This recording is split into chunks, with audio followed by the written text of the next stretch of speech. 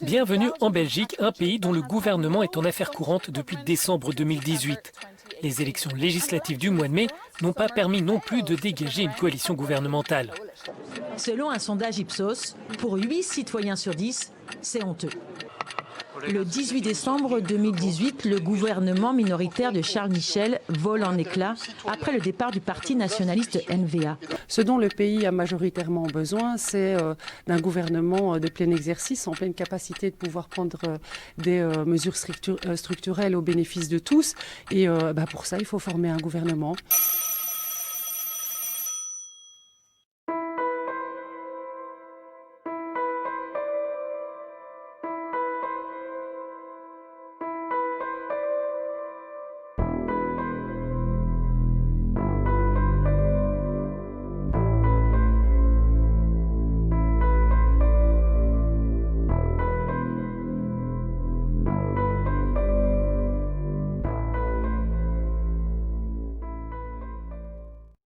Les traits sont tirés sous les masques, mais le sourire est aux lèvres.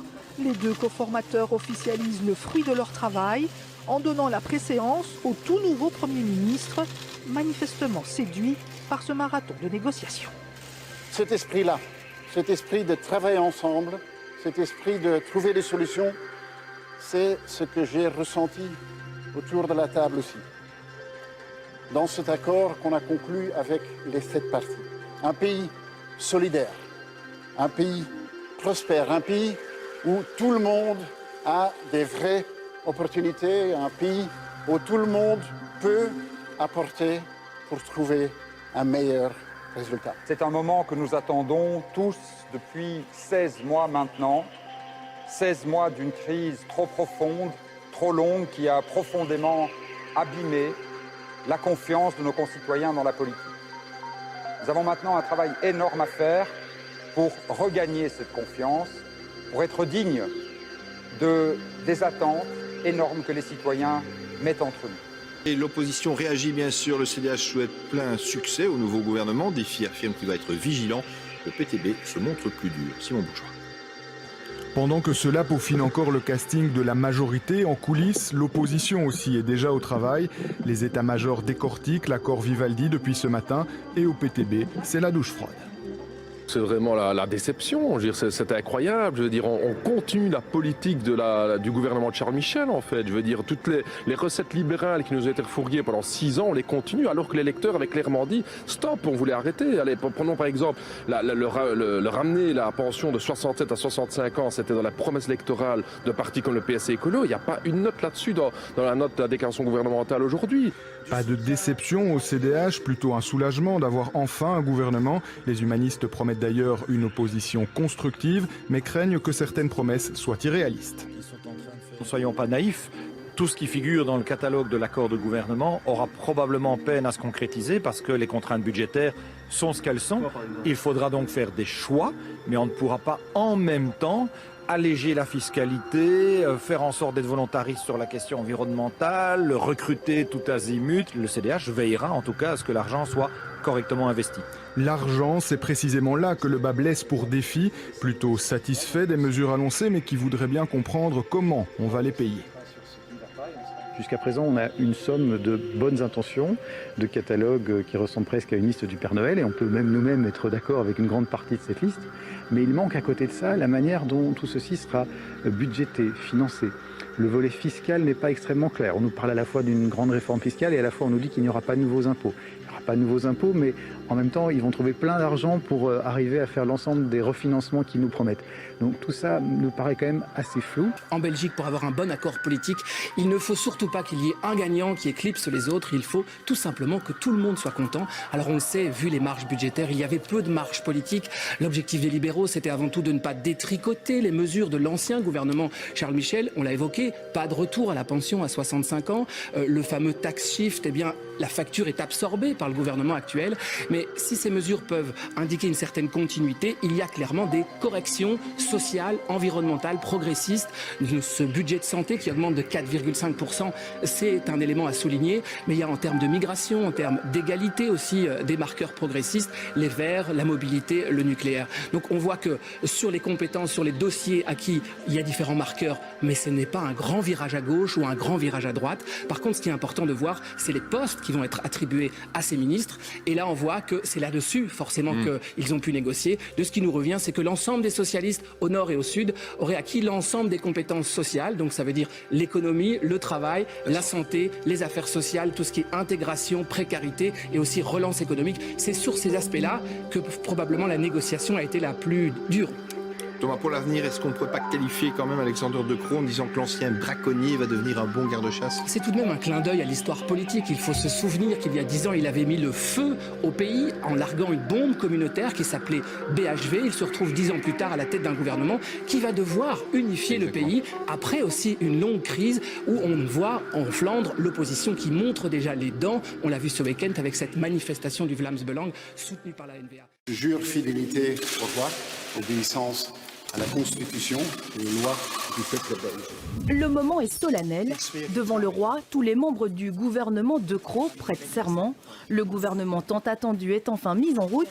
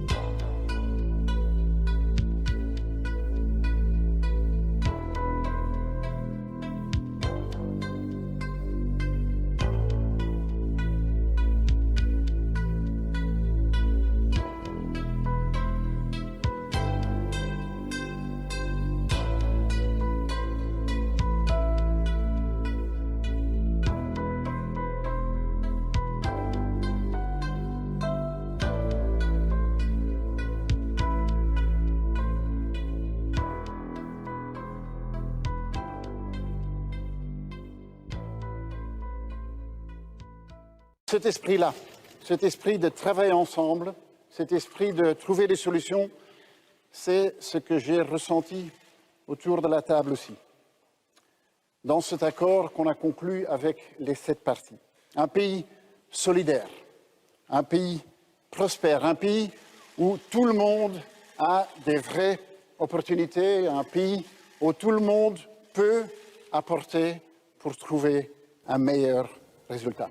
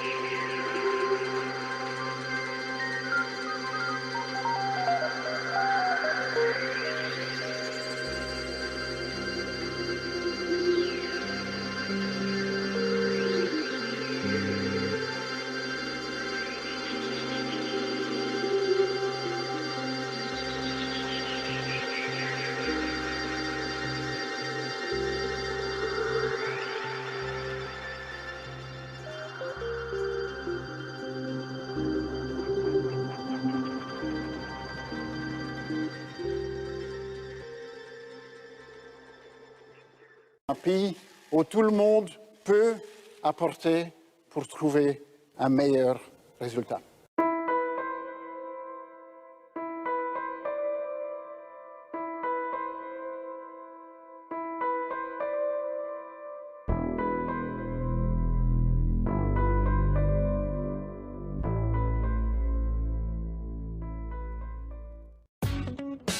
Il s'appelle Sieglinde, Jean, Julia ou Olivier et sont citoyens de Bruxelles. Ils parlent français, néerlandais, sont diplômés ou pas, jeunes ou moins jeunes, peu importe, ils ont décidé de se prendre en main et de changer le système pour revenir à une vraie démocratie. Leur mouvement s'appelle Agora et leur vision de cette démocratie remonte aux origines grecques. En démocratie, les gens peuvent s'exprimer pour eux-mêmes. Tout le monde devrait pouvoir se réunir pour débattre. C'est un endroit où le peuple a encore toujours du pouvoir, un accès direct. À partir du moment où on veut donner le pouvoir au peuple, il faut que les organismes de pouvoir soient représentatifs de celui-ci. Le citoyen lambda n'est plus représenté puisque souvent nos politiciens sont des gens qui ont toujours été politiciens. Et donc le politique est décalé des réalités du peuple. Ouais. Ces réflexions s'inspirent de l'essai de David Van Reybrouck contre les élections publié en 2013. David Van Reybrouck, l'un des initiateurs aussi du G1000, cette assemblée de citoyens, clin d'œil au G20, et qui planchait sur une meilleure organisation de la démocratie belge. Alors la Belgique serait-elle prête à franchir le pas pour faire évoluer son système ? Mais pourquoi est-ce que c'est le moment? C'est parce qu'à la fois, il y a ce grand désamour d'une certaine façon, mais aussi en réaction peut-être à ce grand désamour de dire non, on ne peut pas laisser comme ça, notre vivre ensemble est trop important que pour le laisser simplement à quelques personnes, qu'elles soient élues ou qu'elles soient le représentant de certains lobbies. Et il faut alors que les citoyens reviennent d'une certaine façon dans la bagarre démocratique, mais on ne peut pas le faire simplement comme ça, parce qu'on voit bien, et les réseaux sociaux nous le montrent, on a tendance à être mis dans des silos. Or, ce qui nous manque, c'est de pouvoir délibérer, et c'est pour ça qu'il faut pouvoir penser et repenser la démocratie et la renouveler. Eupen, son clocher, son équipe de foot au cœur de la communauté germanophone de Belgique. Une petite communauté tranquille, mais qui fait preuve d'audace. En septembre, un conseil de citoyens siégera aux côtés des élus au Parlement. Cet homme, cette femme pourront en faire partie si le hasard les désigne. Pendant 18 mois, ils feront remonter les préoccupations des citoyens. En attendant la modification de la Constitution, les partis pourraient déjà mettre en place le RIC. En tout cas, faire preuve d'imagination pour pouvoir l'utiliser déjà, pour que les citoyens prennent l'habitude de l'utiliser. Mouillez le maillot et allez chercher ce que vous demandez et faites quelque chose, quoi. Arrêtez de parler et faites. Question, si tu devais t'adresser aux partis qu'est-ce que tu leur dirais ou leur demanderais? Je trouve ça déjà même dommage comment nous on présente les choses. Enfin, je veux dire, dans la question, c'est qu'est-ce que tu voudrais demander? Je trouve ça dommage à tous qu'on doive demander. En démocratie, en théorie, vraiment, si on reprend Demos Kratos, on ne doit pas demander. Je veux dire, moi ce que je veux, c'est que de pouvoir vouloir, hein, de pouvoir être écouté, de pouvoir, si une décision politique ne me va pas, eh ben, pouvoir dire non, basta, hein, laisse te là, tu n'avais pas ça dans ton programme. Dans le programme, on dit on ne touche pas à la retraite 67 ans et que c'est la première chose qu'on fait. On n'ira pas en coalition avec la NVA et puis, Bart de Weber, vous gaat het met jou? Ben, allez, une fois de plus, moi j'ai envie de dire en tant que citoyen, à ce moment-là, de pouvoir dire nee, gedaan, c'est fini. Voilà, et ici je peux demander la prochaine fois que j'irai voter, élire, parce qu'on ne vote pas, la prochaine fois que j'irai élire quelqu'un qui votera pour moi, est-ce que vous pourriez, s'il vous plaît, non, j'en ai marre de cette attitude, on ne doit pas quémander les choses, dans la démocratie, c'est nous qui devrions avoir le dernier mot. Alors une fois de plus, je sais bien qu'il y a beaucoup de gens qui sont contre le RIC en disant mais on ne peut pas voter tout le temps, surtout, mais c'est très bien, c'est pas ça que je veux non plus. En tout cas, ça c'est mon avis personnel à moi. Je veux juste pouvoir, si quelque chose me va vraiment pas, pouvoir dire non. Point. Mais je pense que l'idée du référendum, ça fait tellement peur à l'élite qui est habituée qu'elle peut décider sans l'avis de personne, que le référendum, ça reste quelque chose dont ils n'ont pas envie qu'on en parle, qu'il n'y ait pas beaucoup de publicité, parce que c'est vraiment redonner l'initiative aux citoyens, et l'initiative en toute chose, en toute matière. On pourrait décider de notre soin de santé, on pourrait décider de l'âge de la pension, on pourrait décider de l'éducation, et je crois qu'ils ont peur de ça. On a tellement privilégié essentiellement une voie, à savoir la voie représentative, qu'il est temps, excusez-moi, de faire péter le champagne démocratique, et donc il ne faut certainement pas, dans cette nouvelle voie, réexclure. C'est pas ou les citoyens eux-mêmes directement, ou les associations de la société civile, c'est ensemble. Oui, il y a des indices assez clairs qu'il y a une méfiance croissante par rapport à la fois aux élus et aux partis. Et par ailleurs, en parallèle, il y a une demande de participation qui ne vient pas de l'ensemble des citoyens, mais d'une bonne partie d'entre eux. Il y a une certaine frustration par rapport aux... Et les indices, c'est quoi? On a déjà fait des études chez nous, ailleurs, là-dessus. Il y a des sondages qui permettent d'étayer l'idée? Alors, il y a des sondages qui mesurent la confiance dans les institutions représentatives traditionnelles. Il y a l'indicateur des taux de participation aux élections. Hein. Même en Belgique, ils sont en baisse alors que le vote est obligatoire. Il y a le taux d'affiliation au parti qui est en baisse aussi un peu partout. Et ça, c'est des indicateurs assez clairs. Lorsqu'on fait un panel citoyen, les citoyens consultent des experts. Les citoyens se voient, se revoient, et donc prennent le temps d'étudier et deviennent eux-mêmes experts, comme Magali le soulignait assez bien. Quand on arrive en politique, on n'est pas expert non plus, on se forme. Et des citoyens ont la capacité de se former. Qu'est-ce qu'un panel citoyen apporte que des politiques ne peuvent pas? On a un exemple flagrant fédéral, ça bloque, mais pour un budget par exemple. Mais donc, moi je pense que c'est cette vision, justement, cette diversité de vues, de points de vue, d'expériences que peut-être que justement des députés ne connaissent pas ou moins bien. Les députés ne connaîtraient pas la les expériences, on n'a pas tous toutes les expériences de personnes, des personnes justement, mais moi je travaille beaucoup sur la question de la pauvreté. Je pense qu'il est intéressant justement de travailler avec ces personnes-là pour avoir leur point de vue et voir l'impact des mesures qu'on peut prendre parfois par rapport à leur vie. Pierre-Étienne Van Damme, on a vu que les citoyens qui étaient dans des panels, par exemple en Irlande, étaient mis au même niveau de connaissance des dossiers que les vrais parlementaires, si je puis dire. Oui, et même dans des exemples de réformes, de règles électorales assez complexes au Canada, aux Pays-Bas, on a vu qu'ils étaient capables de produire des propositions complexes. Il ne faut pas voir le référendum comme une forme unique. Il y a différentes manières de faire un référendum. Déjà, c'est très différent quand l'initiative est citoyenne et donc on évite que le référendum tourne au plébiscite par rapport au gouvernement en place.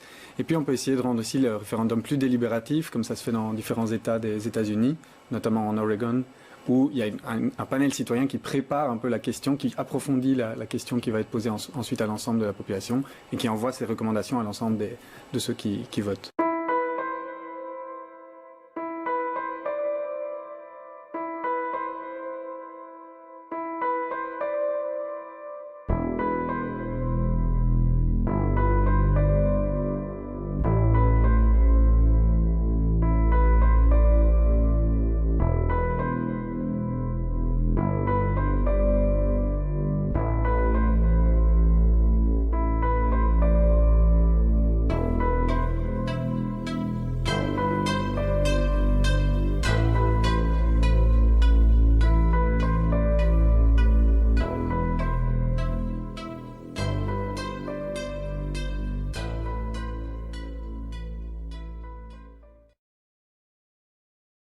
Lorsqu'on fait un panel citoyen, les citoyens consultent des experts.